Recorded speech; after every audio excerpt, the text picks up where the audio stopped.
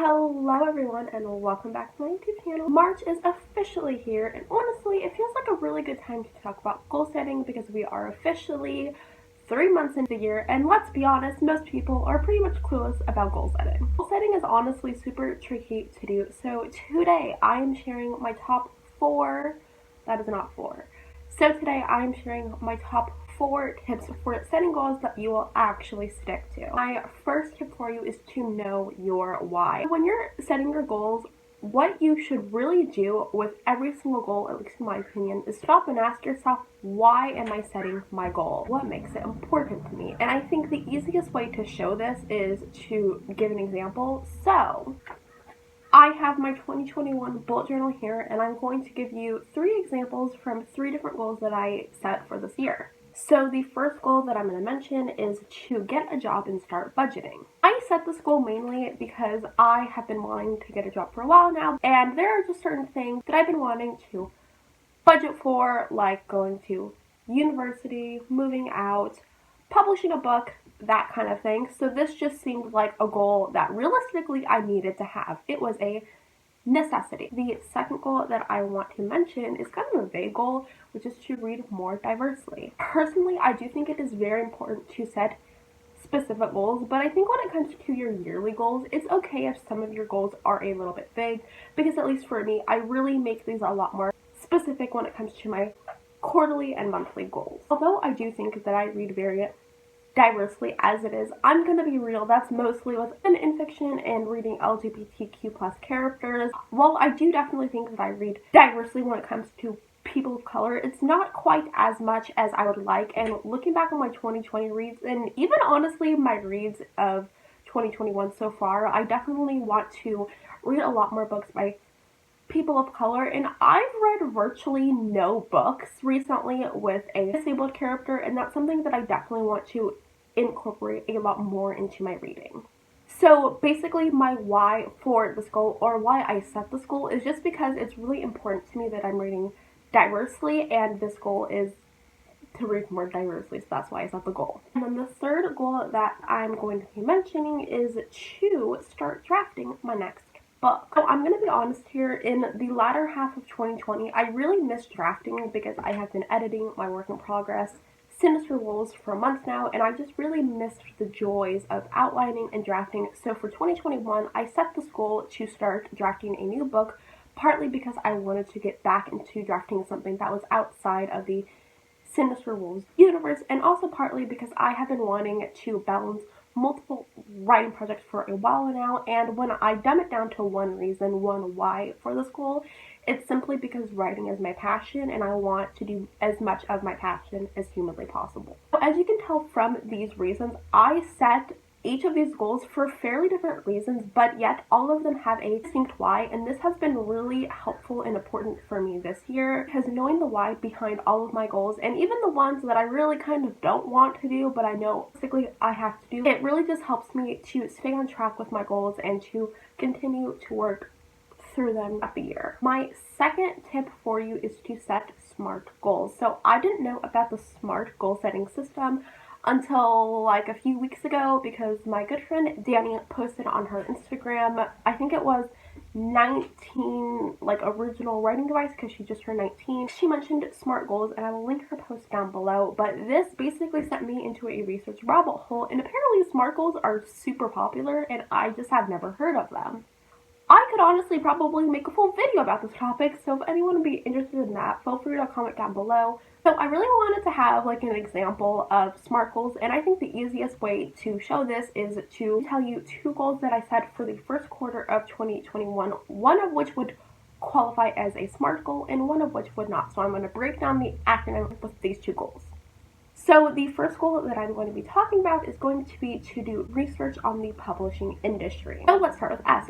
Was this a specific goal? Personally, I think it kind of depends on how you look at it, but I don't think this was a specific goal, just because doing research is a very vague thing and that doesn't really give you very easy actionable steps to use. We have M, or measurable. Since this goal was not specific, it is thus also not measurable. Now we have A, and while I technically could achieve this goal, because literally all that I would have to do is like Google one thing about the publishing industry, and I could count that as research, which again is why I say this wasn't a very specific goal. So while I could technically achieve it, I think that because it's not a very specific or measurable goal, I don't think that in turn it's a super achievable goal either, because it lacks the specific details that a good goal would have. Next we have R, and I do think this is a very relevant goal because, as I'm sure you all know, I do want to be a published author one day, so yeah, it's pretty relevant. And then lastly, for T, I would say this was kind of specific just because this was a quarterly goal, so I knew that I needed to get this done in 3 months. All in all, I don't think that this is the worst goal that I've ever set, but it's definitely not the best. So now let's take a look at a goal that does qualify as a SMART goal. So this was actually the very first goal that I set for this quarter, which was to read 12 books. So first we have S, and yes, this was a specific goal because I literally said read 12. That is a very specific number. Next for M, it is measurable, because if I didn't read 12 books this quarter, which I literally read more than 12 in January, then I would easily be able to tell that I did not achieve this goal or I did achieve this goal. As for A, personally for me, this was a very achievable goal because 12 books in 1 quarter breaks down to about 4 books each month, and that is very achievable for me personally.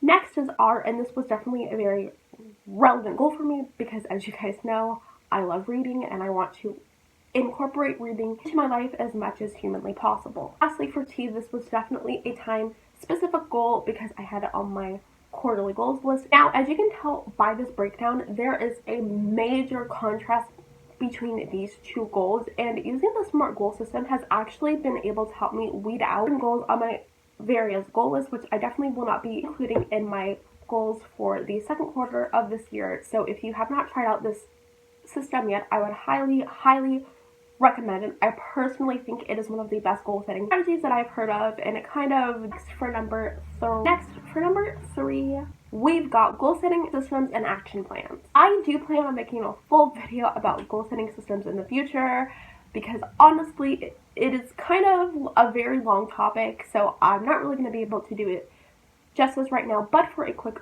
overview, there are 2 main things that you want to consider with your goal setting systems. The first one is time frame, and then the second is how you're going to track your goals.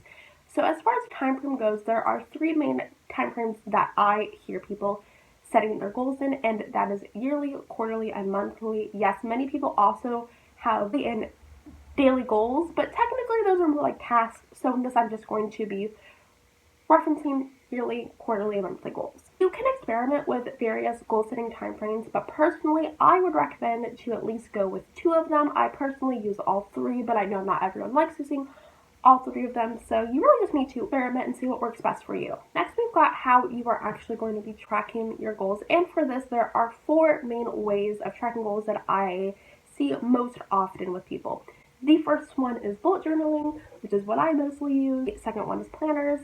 Third, we have got calendar blocking, and last we have various apps and websites like Milanote or Notion. I personally use both my bullet journal and Notion, but again, this is something that you really just need to experiment with and see what works best for you. And developing a planning system for yourself is going to be able to help you create those action steps. So for example, with me, going back to my goal for this quarter to read 12 books, I was able to create an action plan for the quarter because I knew that 12 books a quarter could break down to 4 books a month, which is 1 book a week. And then every week I knew that I just needed to squeeze in time to be able to read at least 1 book, which for me personally is very doable. And then my last tip for you guys, number 4, is to learn from your successes and failures. I hear people talking all the time about learning from your failures, but no one ever really talks about to learn from your successes, and that's stupid. So at the end of each goal setting period, for me each year, quarter, and month, I do a short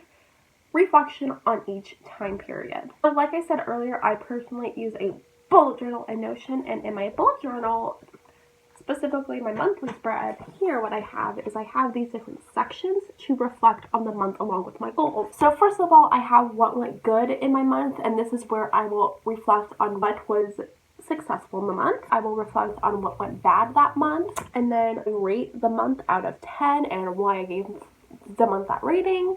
Then down here, I will be comparing it to January and February, and then down here, I will be listing any improvements that I want to make in April and following months. You don't have to use the same questions that I do, but that is just an example if you want it. But in general, what you want to do is look at your goals at the end of a time period and take a look at the ones that you did and did not achieve. Personally, something that I like to do is for each goal for a time period, I ask myself the question, why did I or didn't I achieve this goal? And that question really helps me to make me a better goal setter for the next time period. Asking yourself these questions, you are not only going to make this failure sting less, but you are also going to be able to make yourself a better goal setter for the future, because honestly, none of us are perfect and we all have more to learn, not only from outside sources like, for example, this YouTube video that you're watching right now, also from ourselves and what worked for us and what didn't work. With that being said, that is all that I have